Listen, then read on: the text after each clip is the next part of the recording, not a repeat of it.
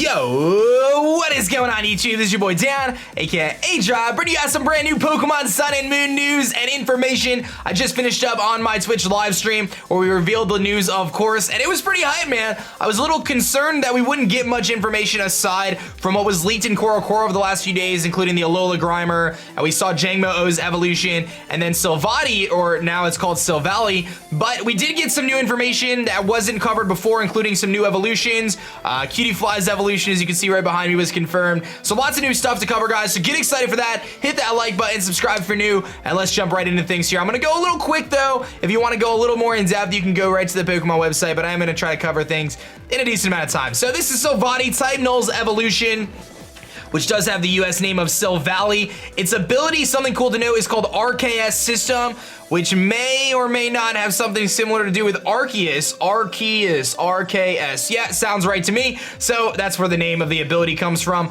Very simple. Basically, this is the evolved form of type Null. I'll kind of summarize what it says here. When it trusts its trainer, it breaks through its mask, and it's very, very strong. And because it doesn't have that heavy mask anymore, its speed goes way up. So it's gonna be interesting to see how fast this thing is. Its ability, RKS System, allows it to change its type based on the item it's holding. It can change into any type it wants, and it also has an attack called multi-attack that only Silvally can learn, which will change depending on the item it's holding. So depending on the type it has on its item, you'll see like it's kind of like up here, and it's like cheek thing, and then the tail glows a different color based on the type it's going to be. So very much so kind of a synthetic version of Arceus, really. They kind of try to recreate God in this Pokemon in terms of the Pokemon world, and that's why its ability is called RKS System, and it can change type just like Arceus can. So very, very cool stuff there, guys. Definitely. We did get Jangmo-O's evolution here, Hakamo-o, which has bulletproof and soundproof.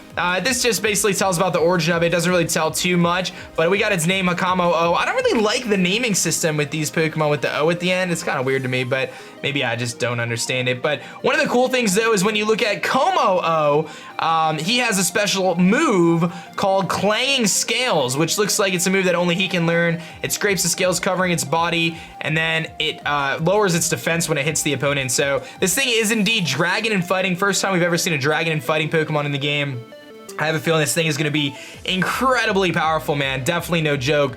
You're not going to want to mess with that thing, no joke. But what do you guys think about that Pokemon? I'm not exactly sure how I feel about it, but here's Ribomb-B, which we saw like almost over a month ago. I feel like in one of the trailers, it was kind of a little image in the background, but we didn't know what it was called or anything like that, but we did assume that it was Cutiefly's evolution. I'm hyped about this little dude. Basically, this just talks about how it always only hangs outside. If it's nice out, if it rains, this thing books it inside. And it looks like the pollen from this thing, the pollen puffs, can be sold around the Alola region, and they're high like items, kind of like calcium, iron. It looks like those kind of items. Very cool though. I love the scarf on this thing. I think it looks pretty sweet. I'm excited about Ribomb-B. I think it could be a really cool Pokemon. But I kind of already knew about it, right? We saw it in the trailer, so nothing too crazy. But we did get Bounsweet's evolution. Steenie here was this little homie here, and it basically says that it's less susceptible to being stabbed. It actually says that. It's kind of funny. But basically, this thing gets a little stronger. It starts to use its legs to like kick things, and it talks about it's got a great kick. And actually, that's the thing about its evolution here, though. Serena, I'm assuming is how you say it. So Serena is coming back, guys. Maybe not in the anime. So the shipping is gone, guys, but you can have this chick with Ash instead, I guess. So this thing has a really cool ability, guys. Queenly Majesty, its ability, and it makes it so high priority moves, Aqua Jet, Sucker Punch, Mach Punch, Bullet Punch, things like that don't work. Very, very cool stuff there. And it also has a special move that only it gets called Trop Kick, which is a grass move. It looks like it lowers the opponent's attack by hitting it with a blazing hot kick. It looks like it was a grass type move though, but it might be dual type, might be grass and fire, I don't know. But it definitely looked like a grass type move from the animation of it. So very, very cool stuff here. We got Serena, and I know you like my Serena joke there, but so Bounsweet, we've got the conclusion about that, but there's more. As Billy Mays would say, we got Alolan Grimer here. We know it's dark and poison. Very good type, by the way. A lot of people saying they didn't like the Alolan Grimer, but the only other Pokemon that I know of to share this type is Drapion, and that's a really good type, guys. Like, Dark Poison's good. You only weak to ground, so very, very good stuff there. It basically says that they imported the Grimers into the Alola region to take care of some of the garbage issues they had there, and by doing so, it actually created hardened crystals in its mouth, which made the teeth, and it changed the composition of its body entirely. And the cool thing is, when you get Alolan Muk, I can't show you the video, guys, because I'm afraid of copyright claims, but when you go look at the video of Alolan Muk, it actually, like, it's a rainbow effect. Like, the colors move up and down on it in battle. It looks really cool. But same kind of idea. It did look like this thing learned Crunch. In the Japanese trailer, the Alolan Muk was shown using a move that looked almost like a poison-type Draco Meteor in a way. It wasn't obviously Draco Meteor, but it was some sort of move. I don't know what it was. I didn't look for the translation or anything. Maybe it was Gunk Shot kind of animated, but it looked like a really powerful move. And based on the description, guys, I'm very hopeful here. It says that these toxic crystals are easily knocked loose, making them very dangerous. I am hoping that Muk gets the love it deserves and learns Toxic Spikes, man. Toxic Spikes, one of my favorite moves to use in competitive. I hope this thing learns Toxic Spikes. That would be amazing. So that's all the coverage for the new Pokemon we got, guys, to kind of cover that. But there is more information. So, you know, we got Jangmo-O, or I'm sorry, Type Null's evolution, Silvally, Jangmo-O's 2 evolutions here, Cutiefly's evolution, Bounsweet's evolutions, and then Alolan Grimer and Alolan Muk. Very cool stuff, but we've got some new information. There's a new Kahuna that was released. Olivia is the Kahuna of Akala Island. So she is the second Kahuna. She's got rock type. She's seen with a nose pass and a Lycanroc.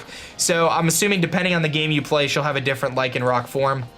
But she insists she's a normal girl, but I guess she's been a Kahuna at a young age.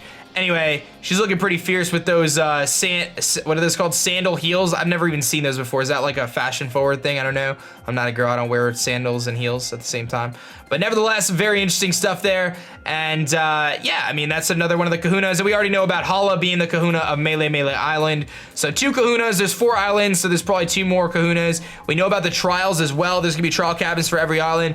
And this was the character Ilmia, which was revealed in Koro. She is the normal type trial captain. So we got her, we've got Lana, Malo, and Sophocles, and then Kiave, which are our captains so far. But we're likely to get more captains than that. I'm assuming there's gonna be like a couple trial captains on every island, maybe 2 trial captains per island, and then a Kahuna per island maybe, giving you a total of 8 captains and 4 Kahunas. That could be possible.